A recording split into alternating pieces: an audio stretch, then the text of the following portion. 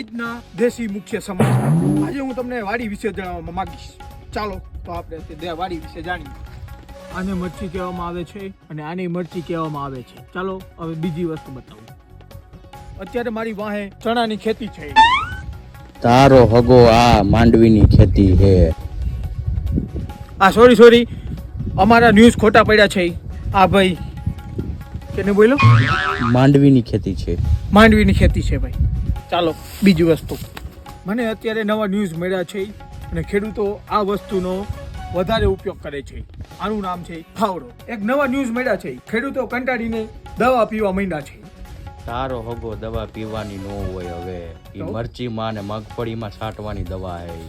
એવું મૂકી દે પછી. આજના સમાચાર અહીંયા જ પૂરા થાય છે. મળીએ નવા સમાચારમાં. કેમેરામેન હવજી સાથે રિપોર્ટર રવજી. હસતે રહો ઓર જય હિન્દ જય ભારત.